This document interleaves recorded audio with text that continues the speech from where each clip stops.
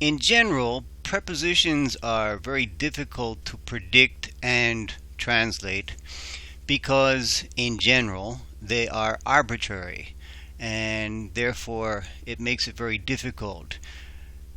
In fact, sometimes where in English we use a preposition, in other languages, such as Spanish, no preposition is used, and vice versa. Sometimes in other languages where prepositions are required, in English there is no such preposition or preposition use. For example, in English we would say something like John married Betty, but in Spanish you would need a preposition and you would have something like John se casó con Betty. And so in Spanish you need, after the verb casar, you need the preposition con. But in English we don't have any preposition there. And for example, in English we say, for example, John dreams about his girlfriend. We get dream about, but in Spanish you get John sueña con su novia. In Spanish you dream with, not dream about. So prepositions are somewhat difficult to master because they are often very arbitrary and unpredictable, and often you cannot do literal translations from one language to the other of prepositions. And there is even sometimes disagreement among speakers of English what preposition to use. But there are some instances where the preposition that we select in English is more predictable, more stable. And that's what I want to address in this presentation with the use of in, on, and at for indicating location and time. These prepositions in, on, and at can be used for other things. These are not the only uses. But when they're used to indicate location or position and time, they're more predictable. I say more predictable because even here there is some variation. The three prepositions in and on and at, when indicating location, position, or place, are rather stable and predictable. The preposition in is used when we are referring to continents. So in North America, in Europe, in Asia, when referring to islands, in Vieques, in the Bahamas, with the names of countries, in Mexico, Venezuela, in states or in countries that have provinces or other kinds of major divisions, we would use in Ohio. With the names of cities or towns, we would use in Miami, in New York. And with areas in towns, for example, in San Juan, Puerto Rico, there's a part of the town that is called Coupé. So that part of the town we would say in Coupé. In New York City, you get things like in Chinatown, in Little Italy, in the Bronx. So cities, towns, and parts of towns. On is used when we are referring to streets, avenues, roads, etc. In English, we have many different words that we use to indicate these public thoroughfares. And sometimes we have the word street or avenue or road, but we have several others that are sometimes used. Then we have the convergence of two streets.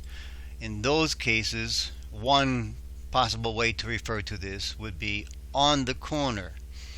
Now, when we say on the corner, we usually mention the two streets that intersect there. So, for example, on the corner of Candara Avenue and Barbosa Avenue. Now, we use on as to indicate locations primarily of buildings and places, but not with the specific address of the building. So if you were to identify the exact location with a building number, then we would not say on. Now, I must clarify, when you say on Francisco Sain Street, for example, you are saying that it is actually to the side of the street. If you are referring to where the cars pass, then you would say in the street. In the street, that means where the cars are. So if you're locating a building, you don't want to say it's in the street unless there's been some disaster. Buildings, houses, whatever, are on the street. On meaning to the sides, not where the cars pass there. In the street would give a very different idea. It would give the idea that that is where the cars go. This is especially important to note for Spanish speakers, since both in and on in Spanish are translated by the same word, en. But in English, on the street and in the street have very different ideas, so it's important to use on when, again, referring to buildings, houses, etc. At is used with the specific address, specific location of houses or buildings. And usually when we do that, we give the building number or the house number. So at 500 First Avenue. Now, sometimes certain buildings have names and it's well known. And so in those cases, we may not use the building number, but we might just say at with the name of the building. So at the Tapia Theater, at the Convention Center, at the Metropolitan Campus. All of these, we're assuming that the person knows these buildings and can identify their location by hearing the name. We also use at with certain events and certain locations, and this is somewhat confusing because it is a little less predictable. So if a person is attending a concert, we could say that my friend is at a concert, or at a movie, or at a dance. There we're referring to some kind of event or activity.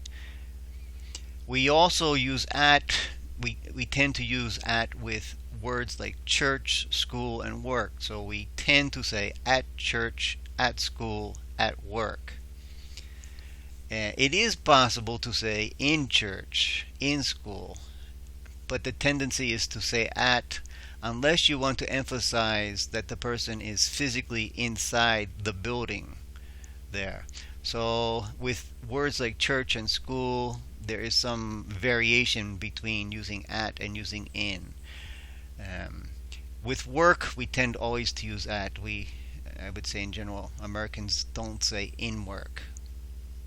So in, on, and at with location, position are pretty predictable and regular, but they do have some variations and a few inconsistencies.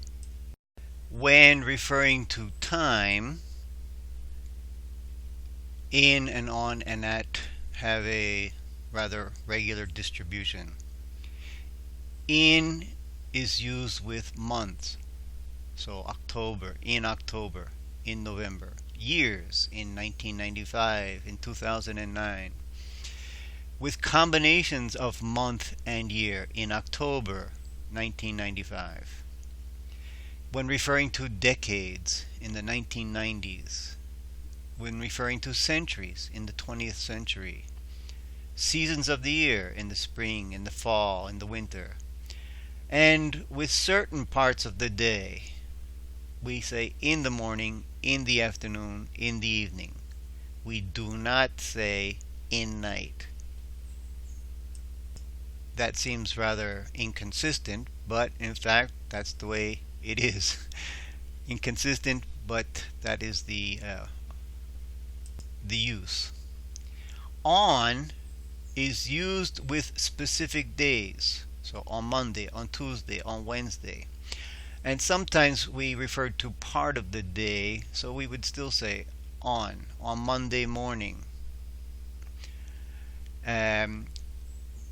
We can identify a specific day by indicating the month and the number of the day.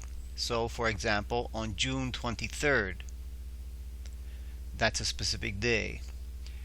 We can be more specific by indicating the name of the day, the month, and the number. On Monday, June 23rd. Again, because it's referring to a specific day, on. You may even include the year. So, on Monday, June 23rd, 1998. Again, we use on because it's still referring to a specific day. Now, some days have special names. Thanksgiving. So we would say on Thanksgiving. You might say on Thanksgiving Day or just on Thanksgiving. On Christmas Day. On my birthday. So when we refer to a specific day, we use on to indicate that. At is used with the hour. At 9 o'clock, at 7:30, and you might indicate 7:30 a.m. or p.m. At noon, which is a specific time, that's 12 p.m. At midnight, 12 a.m. And then this inconsistency, we also use at with night. We say at night. The other parts of the day we say in the morning, in the afternoon, in the evening, but with the word night we say at night. So as you can see, the distribution of in and on and at is rather predictable, and so learning to use these is a little less difficult than learning some of the other prepositions. Again, I emphasize that in and on and at are used for things other than just indicating time and location.